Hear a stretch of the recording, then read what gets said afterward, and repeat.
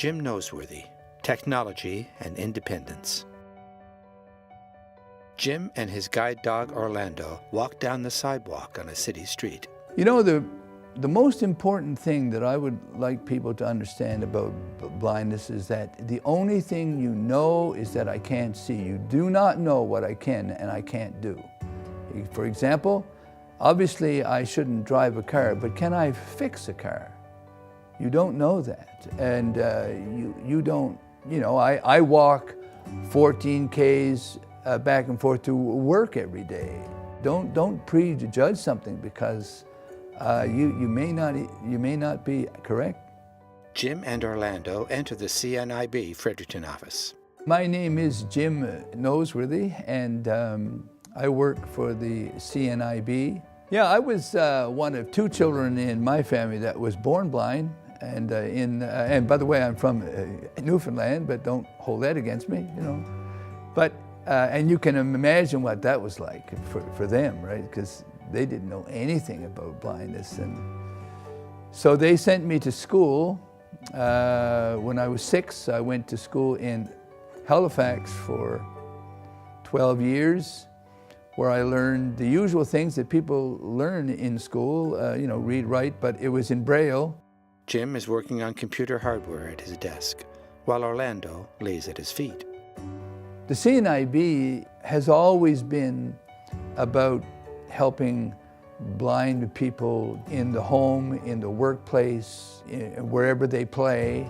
It's an awesome breakthrough, right?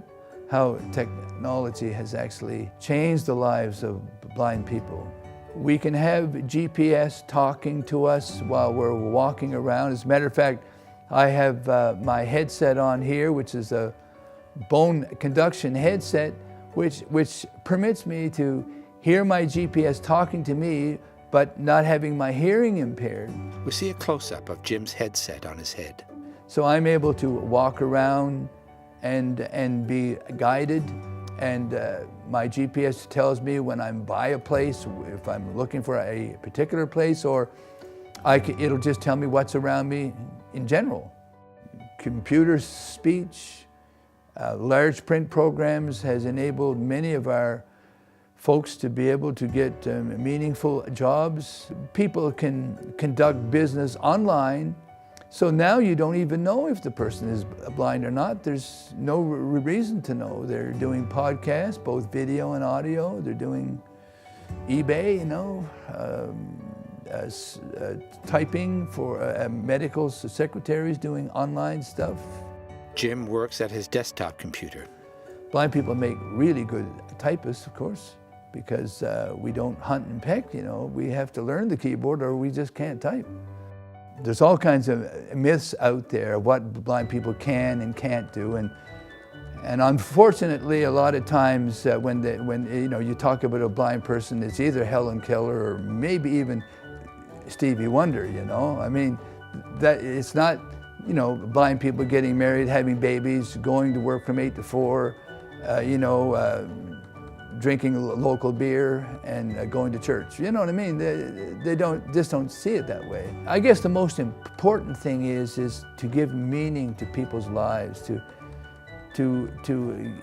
help them to get out and about, but also to just feel good about themselves and to be able to read their own mail, to be able to walk around, interact socially on Facebook, to Twitter, or just online things like Skype and so on. Now we see Jim playing a piano. It just opens their world up, totally opens their world up. You know, it wasn't long ago when blind people spent most of their time listening to a radio at home, and frankly, that was all that was expected. And so we've come a long, long way.